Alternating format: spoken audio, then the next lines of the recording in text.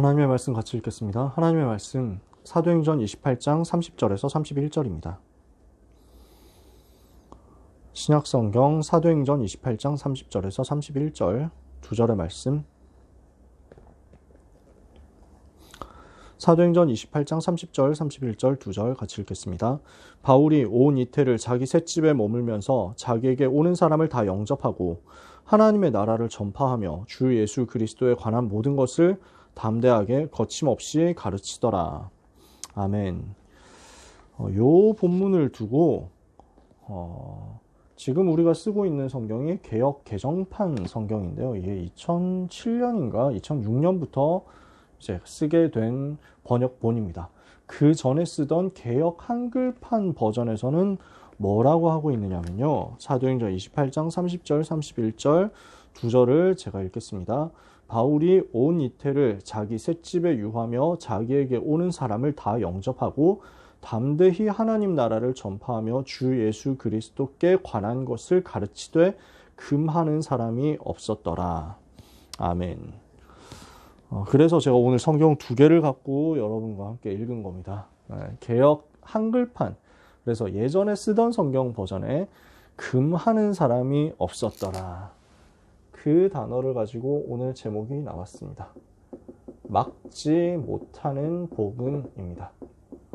아무도 막을 수 없는 복음입니다. 하나님이 이것을 우리에게 주신 줄을 믿습니다. 오늘 모든 렘넌트와 전도자들은 아무도 막을 수 없는 이 복음을 굳게 붙잡고 승리하게 되시기를 축복합니다. 하나님의 자녀가 승리하는 것을 아무도 막을 수 없습니다. 승리하는 그리스도인에 대해서 서론에서 생각을 간단하게 몇 가지만 정리하겠습니다. 하나님이 우리에게 주신 이 복음은요, 능력입니다. 로마서 1장 16절에 보니까 내가 복음을 부끄러워하지 아니하노니 이 복음은 모든 믿는 자들에게 구원을 주시는 하나님의 능력이라 그랬습니다. 하나님의 능력입니다. 마태복음 16장 13절에 주는 그리스도시요 살아계신 하나님의 아들이십니다 그랬잖아요. 그랬더니 예수님이 뭐라고 말씀하시죠? 너는 베드로라. 내가 이 반석 위에 내 교회를 세우리니 음부의 권세가 너를 이기지 못하리라. 내가 천국 열쇠를 너에게 주리니 네가 땅에서 무엇이든지 매면 하늘에서도 매일 것이고 땅에서 무엇이든지 풀면 하늘에서도 풀릴 것이다. 마태복음 28장 16절에서 20절에 하늘과 땅의 모든 권세를 내게 주셨으니 그러므로 너희는 가서 모든 민족을 제자로 삼아 아버지 아들과 성령의 이름으로 세례를 주고 내가 너희에게 분부한 모든 것을 가르쳐 지키게 하라. 볼지어다 내가 세상 끝날까지 너희와 항상 함께 있으리라. 그래서 음부의 권세가 이길 수 없는 능력의 복음이 바로 주는 그리스도시요 살아계신 하나님의 아들이십니다. 이 복음입니다. 예수 그리스도는 하늘과 땅의 모든 권세를 가지셨고 그 권세를 가지고 복음받은 우리와 함께 계시죠. 복음이 능력이라는 것입니다. 그래서 요한복음 19장 30절에 예수님이 십자가에서 다 끝내셨어요. 십자가에서 다 이루었다 말씀하셨습니다. 모든 문제를 다 해결하셨습니다. 그게 우리가 가진 복음의 능력입니다. 내가 연약하죠? 내가 무능하죠? 내가 여러 가지로 부족하죠? 내가 여러 가지로 실패한단 말이에요. 혹시라도 그것도 복음을 막을 수 없어요. 내가 연약하다, 내가 무능하다, 내가 실수한다, 내가 잘못한다, 내가 실패한다, 내가 넘어진다. 그것이 복음을 막을 수 없다니까요. 모든 믿는 자들에게 구원을 주시는 하나님의 능력의 복음, 그 능력의 복음이 나를 사로잡아서 나를 살리시고 나를 하나님의 자녀로 삼으시고 나의 모든 문제를 끝내셨는데 내가 너무 무능해. 그래서 내 이 문제는 해결이 안 돼. 그렇습니까? 그렇지 않아요. 어떤 문제도 그리스도 앞에서는 무릎 꿇는 것입니다. 그렇다면 내가 너무 무능해서, 내가 너무 부족해서, 내가 너무 안 돼서, 내가 너무 인성이 아니어서, 내가 너무 큰 실수를 해서 무너졌다. 나는 이것 때문에 복음 운동할 수 없다. 그렇습니까? 아니라는 거예요. 내가 복음 받고 하나님의 자녀가 됐죠. 근데 연약하죠. 근데 무너지죠. 근데 넘어지죠. 하나님은 다시 일으켜 주시는 것입니다. 내가 무능하다 할지라도 하나님은 나를 바꿔가면서 내가 실수했다, 실패했다, 넘어졌다 할지라도 하나님은 나를 일으키시면서 복음의 능력을 나타내시는 거예요. 이 나의 연약함도, 나의 실패도, 어떤 것도, 나의 질병도, 나의 가난도 복음을 막을 수 없습니다. 그래서 고린도전서 1장 18절에서 31절에 보니까 십자가의 도가 멸망하는 자들에게는 미련한 것처럼 보이지만 구원을 얻는 우리에게는 하나님의 능력이다 라고 말씀하면서 우리가 가난하다고 하더라도, 우리가 부족하다고 하더라도, 우리가 무식하다고 하더라도 이것이 복음을 막을 수 없다는 것을 정확하게 설명합니다. 하나님은 가난한 자를 들어서 부자인 자를, 부유한 자를 부끄럽게 하시고, 약한 자를 들어서 강한 자를 부끄럽게 하시고, 어리석은 자를 불러서 지혜 있는 자들을 부끄럽게 하시는 하나님이시다. 아무도 예수 그리스도 말고는 자랑하지 못하게 하기 위해서. 그래서 내가 부족한 그것을요, 내게 능력 주시는 그리스도 안에서 모든 것을 할 수 있도록 바꿔버리시는 분이 바로 우리 하나님이시죠. 오늘 모든 렘넌트와 전도자는 언약을 붙잡게 되기를 바랍니다. 내가 무능해도 복음을 막을 수 없고, 어떤 환경도 복음을 막을 수 없습니다. 어떤 핍박도 복음을 막을 수 없습니다. 그 속에서도 우리는 결국, 복음 가진 자는 결국 승리하게 되어 있습니다. 복음 가진 자는 반드시 승리하는 것입니다. 고린도전서 10장 13절에 보니까 사람이 감당할 시험 밖에는 너희에게 당한 것이 없나니 오직 하나님 미쁘사 너희로 감당하지 못할 시험 당함을 허락하지 아니하시고 시험 당할 때는 피할 길을 주사 너희로 능히 감당하게 하시느니라 그랬습니다. 요한복음 16장 33절에는 이것을 너희에게 이름은 너희로 내 안에서 평안을 누리게 하려 함이라. 너희가 세상에서 환난을 당하나 담대하라. 내가 이미 세상을 이기었노라. 그렇게 말씀하십니다. 우리 주님이 말씀하십니다. 세상을 이기신 주님이 우리와 함께 하시니까 요한일서 5장 4절에서 5절에는요. 아무도 복음 가진 자 이길 수 없다라는 것을 설명합니다. 그리스도 예수가 하나님의 아들, 예수님이 하나님의 아들이심을 믿는 우리가 아니면 세상을 이기는 자가 누구냐? 세상을 이기는 승리는 이것이니 곧 우리의 믿음이니라. 사도 요한이 간증하는 내용입니다. 그래서 이 복음이 얼마나 능력이냐? 내가 모자라도 복음을 막을 수 없고 환경이 아무리 악하다 하더라도 복음을 막을 수 없고 이 복음이 나에게 와 있는 거예요. 이 복음을 내가 가진 거예요. 그래서 성경과 역사를 보면요.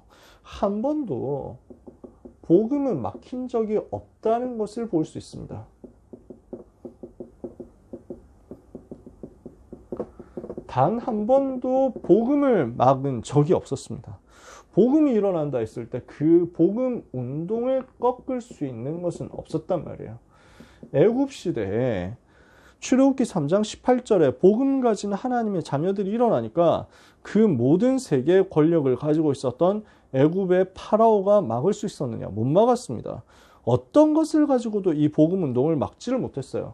광야길 가는 가운데 하나님께서 하나님의 백성들을 지키시는데 아무도 이스라엘의 여정 막지 못했습니다.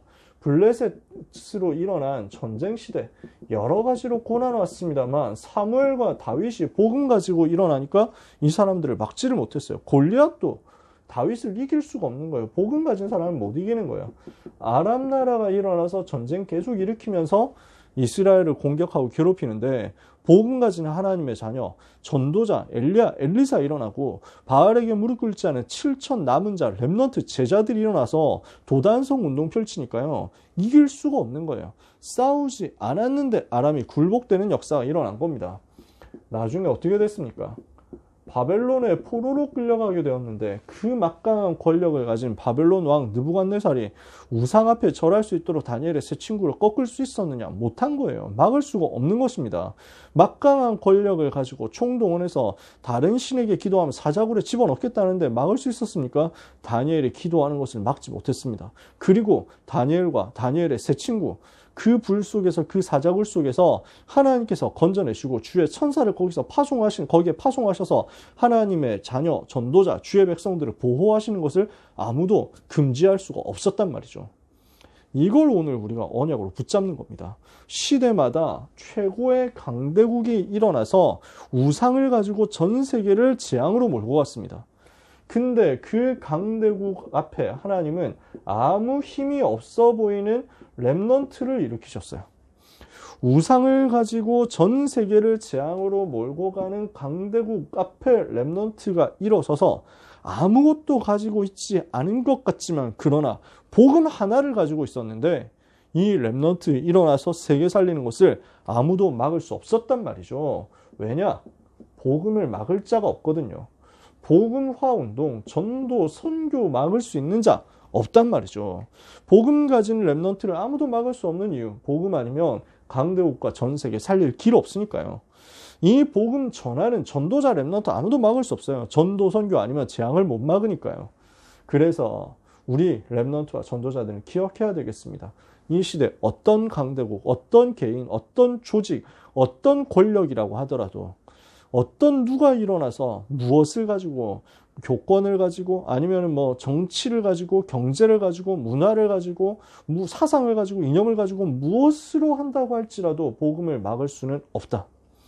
지금까지 단 한 번도 복음이 막힌 적이 없다. 전 세계가 다 일어나서 복음 가진 한 사람을 대적한다 할지라도 전 세계가 지지, 복음 가진 사람은 지지 않습니다. 하나님은 그렇게 역사하시는 거예요. 이 답을 가지고 있는 바울이 로마로 간 겁니다. 절대로 막을 수 없는 복음의 비밀을 가진 바울이 로마에 와서 똑같이 이 복음을 누리면서 복음 안에 있는 능력을 체험하고 나타내고 전달한 겁니다.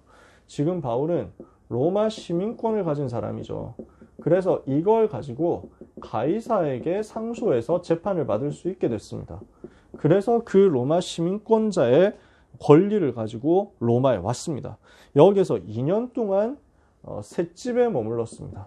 여기에 온 2년 동안을 자기 셋집에 머물렀다 이렇게 되어 있죠. 연금되어 있었는데요. 왜냐하면 재판을 받아야 되니까 도망가면 안 되잖아요. 가택연금을 받은 상태였는데 그래서 못 나가도록 군인들이 지키고 있는 거예요. 그런데 이게 감시를 받고 있는 것 같지만 사실은 보호받는 시간이었어요. 하나님께서 군인들을 보내가지고 바울이 도망 못 가도록 막는 것 같은데 사실은 유대인들이 바울을 공격 못하도록 군인들이 동원돼서 지킨 꼴이 돼버린 거예요.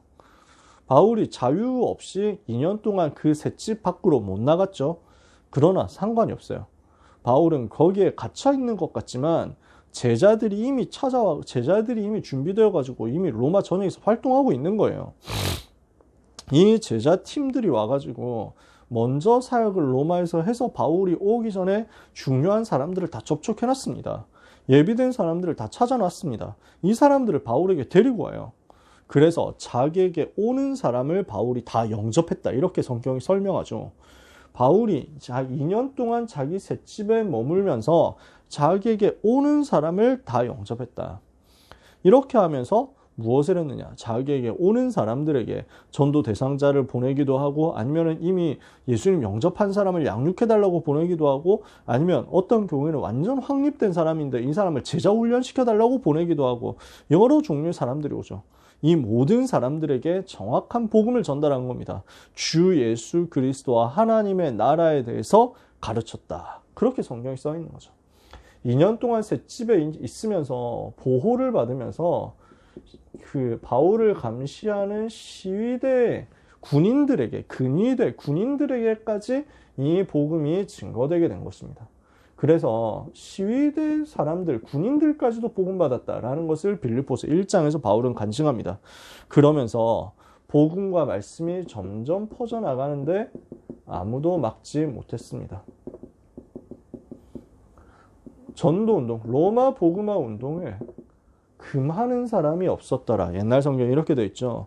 이미 바울이 파송한 제자들이 있고 여기 이 제자들을 통해서 미리 연결된 사람들이 있었어요. 사도행전 28장에 보면 바울이 누가하고 같이 몇 명의 일행과 같이 로마로 들어가는데 로마에 있는 형제들이 트레이스 타베르네라는 곳까지 라틴어인데요. 새 여관, 번역하면 새 여관이라는 곳입니다. 여기 로마 외곽 새 여관이라는 장소까지 와가지고 바울을 마중을 나왔습니다. 그러니까 반가운 얼굴들을 보니까 바울이 힘이 나거든요. 우리가 담대함을 얻었다. 누가는 그렇게 기록하고 있습니다. 이미 바울이 파송한 제자들이 있고요. 그리고 여기에서 연결되어 가지고 만나지는 사람들이 있으니까 이 사람들을 다 영접해 가지고 복음을 전하고요. 그러면서 요 속에서 주어진 모든 만남을 가지고 핵심 제자들을 훈련시키면서 주 예수 그리스도에 대한 것을 가르치고 하나님의 나라에 대해서 가르치는데, 그 나라의 비밀이라는 것은 흑암의 나라를 무너뜨리는 하나님의 나라거든요. 사탄의 나라를 무너뜨리는 하나님의 나라거든요. 영적 세계에서 지금도 일어나고 있는 보좌의 능력의 비밀을 누리는 권세를 사용한 거거든요. 아무도 막을 수가 없었어요. 아무도 금할 수가 없었어요. 자, 이렇게 전도운동 하고 있으니까 어떻게 됩니까? 그날은 반드시 오게 되어 있습니다. 어떤 날입니까? 바울이 이때 복음을 전한 다음에 바울은 2년 만에 재판을 끝냈는지 아니면 그냥 나왔는지 어떻게 되는지 알 수는 없습니다만, 하여튼 죄가 없다는 게 확정이 되어가지고 감옥에서 나왔습니다. 가택 연금된 상태에서 나와서 자유를 얻었습니다. 그때 바울이 아마 가이사 앞에 서서 복음을 말하기는 분명히 한 것 같습니다. 빌립보서 4장에서 바울은 로마에서 편지를 보내면서 너희에게 여러 사람들이 문안하는데 특별히 가이사의 집 사람들 중 몇이니라 하면서 인사를 하고 있거든요. 로마 황제 가문에 있는 사람들이 벌써 예수님 믿고 하나님의 자녀가 되었다는 거니까요. 아마도 분명히 황제 앞에 섰을 것입니다. 황제가 바울에게 재판을 해가지고 무죄로 선언을 했든지, 아니면 황제가 재판을 제대로 안 해가지고 뭉개지다가 결국 방면이 되었든지 어땠는지 정확하게 알 수는 없습니다만, 바울은 자유의 몸이 되어가지고 스페인까지 갔다가 크레타 섬 여기에 가서 복음 전하고, 에베소에 들러서 디모데를 사역자로 파송하고, 마게도냐로 와가지고 디도서와 디모데 전서를 쓴 다음에 겨울에 집중훈련을 니고볼리에서 마치고 로마로 다시 들어간 것 같습니다. 스페인에 갔다라는 것은 성경에는 기록이 되어 있지 않지만, 바울이 목표가 스페인이었고, 로마서 15장에 나오는 대로 스페인까지 가는 것이 바울의 목표였고, 그리고 교회 역사를 연구하는, 교회 전설을 연구하는 이제 신학자들, 역사가들은 아마 스페인까지 간 것 같다, 이렇게 설명을 하거든요. 그 다음에 바울은 이렇게 해서 전도운동 했던 지역들을 순회하면서 다시 한번 제자들을 확립하고 로마로 들어갔는데, 그 이후에 네로 황제가 핍박을 하게 됩니다. 그래서 AD 67년, 바울의 나이 거의 한 67세에서 69세 사이라고 보는데요. 이때 네로 황제가 정신 돌아가지고 기독교를 대대적으로 핍박하기 시작합니다. 그래서 로마에서 바울이 순교하고 베드로도 이어서 순교합니다. 이 복음을 가지고 전도운동 하던 핵심 제자, 제일 많은 사역을 했었던 바울과 베드로가 로마에서 죽임을 당했거든요. 복음이 끝날 줄 알았겠죠. 네로 황제는 그렇게 생각했을 겁니다. 그러나 복음은 막히지 않았어요. 주후 70년, AD라는 말은 라틴어로 아노 도미니인데 우리 주님의 시대라는 말이거든요. 멋있죠? 주후 70년에 예루살렘이 함락되고 유다 나라는 완전히 멸망했습니다. 이스라엘 백성은 유랑민족이 되었습니다. 이게 복음을 막던 이스라엘의 결과였습니다. 예루살렘이 함락당하고 유다 나라는 멸망당하는 그 사건이 AD 70년입니다. 67년에 순교했는데 70년에 예루살렘이 함락당하고 멸망했거든요. 예수님이 AD 30년에 예언하셨던 내용이 40년 만에 그대로 성취됐습니다. AD 79년에는 베수비오 화산이 폭발해가지고 폼페이 시가 완전히 잿더미가 됐습니다. 지금도 관광지로 이제 발굴돼가지고 유적지로 남아있잖아요. 저도 2번을 가봤는데, 그러니까 이제 피할 사이도 없이 순식간에 제가 떨어져가지고 거기 덮여서 다 죽어버린 거예요. 비참한 결과가 났죠. 복음을 막는 로마에 주는 경고였어요. 네로를 비롯해서 복음 막는 10명의 황제들, 대표적인 황제들이 있었습니다. 10명만 있었던 건 아니고 더 많은 황제들이 있었는데, 그 중에서 기독교를 핍박하는 가장 대표적인 정책을 시행했었던 10명의 황제들이 있는데, 교회 역사를 연구하는 사람들, 그리고 로마 역사를 연구하는 사람들 결과 나왔는데 비참하게 어려움을 당하다가 망했습니다. 베드로와 바울을 처형했던 제일 첫 번째 기독교 핍박을 시작했었던 네로 황제는 얼마 못 가서 반란이 일어나가지고 도망치다가 결국 자살했습니다. 그 이후에 마지막 황제 디오클레티아누스가 핍박했지만 그 디오클레티아누스 모든 권력을 다 빼앗기고 말년에 아주 쓸쓸하고 비참하게 되어서 멸망했습니다. 그리고 나서 디오클레티아누스 다음에 들어온 황제가 콘스탄티누스 황제입니다. 이 사람이 AD 313년에 로마가 복음 앞에 항복했다는 것을 인정합니다. 복음 앞에 로마가 항복해버립니다. 밀라노 칙령으로 기독교를 인정합니다.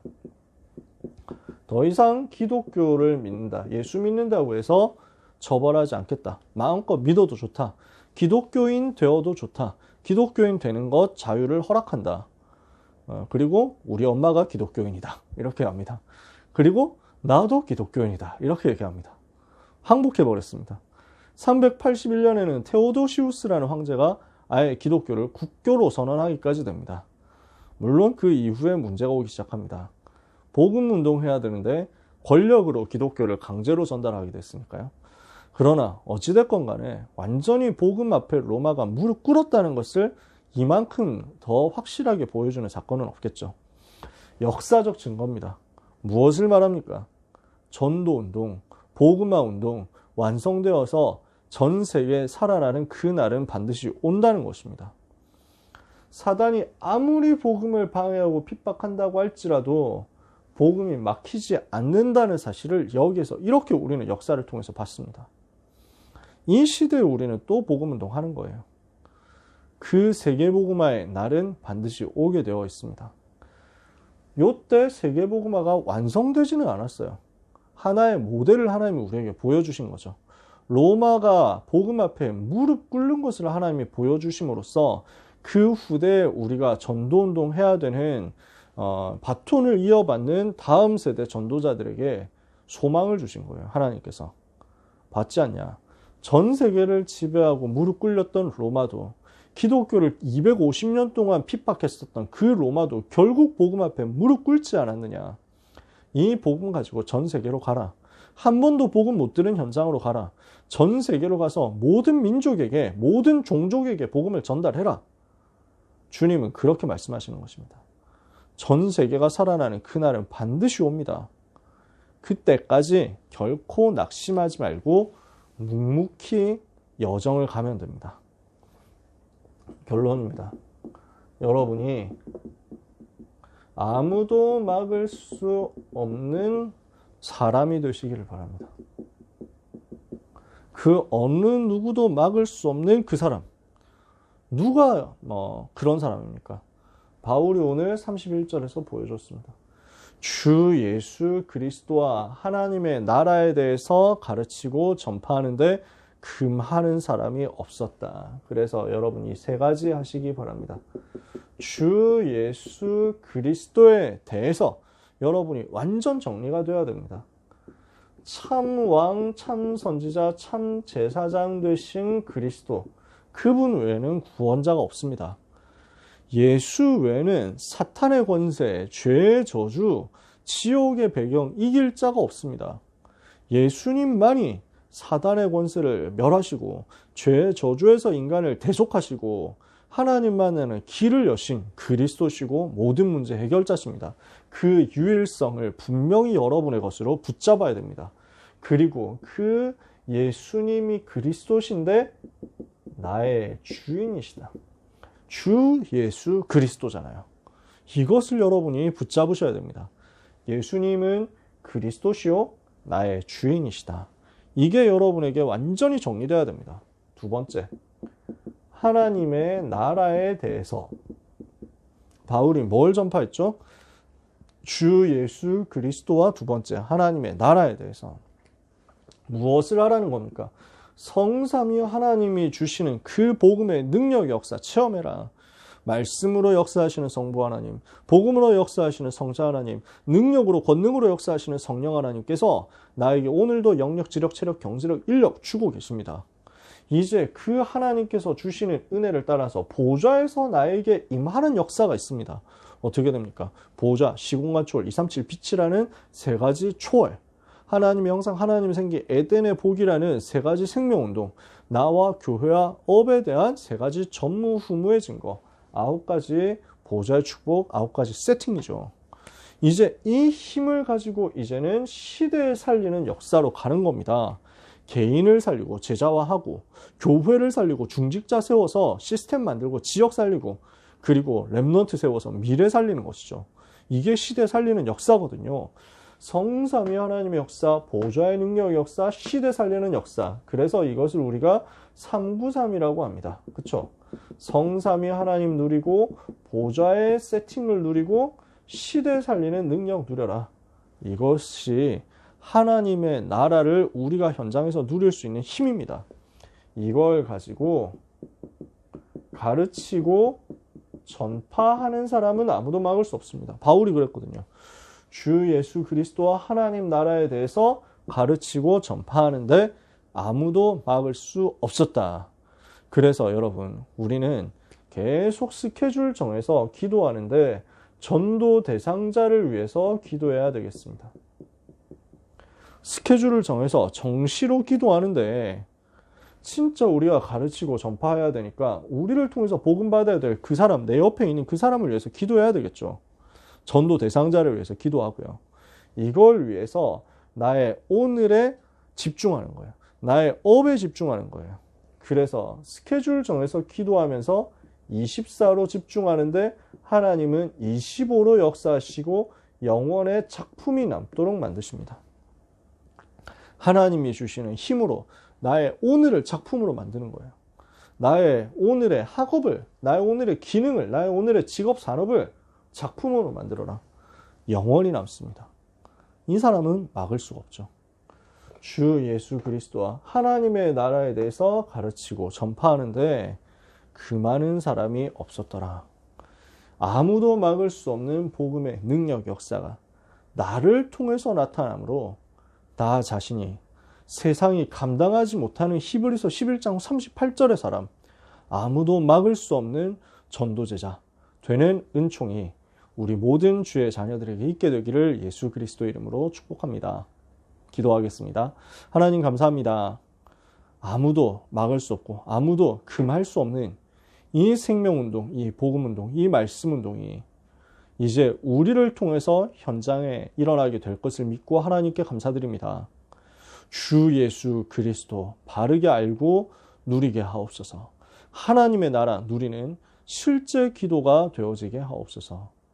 이제 이 개인화의 비밀을 가지고 현장을 위하여 대상자를 위하여 기도하며 정시로 무시로 기도하면서 하나님 앞에 나의 스케줄을 드리다가 24, 25 영원의 작품을 남기는 응답이 있게 하여 주옵소서. 렘넌트 가는 곳에, 렘넌트의 오늘에, 렘넌트의 미래에 그날이 반드시 임할 줄 믿습니다. 그 축복을 바라보면서 소망 가지고 오늘의 여정을 하루하루 담대히 평안하게 묵묵히 가게 하여 주옵소서. 예수 그리스도의 이름으로 기도합니다.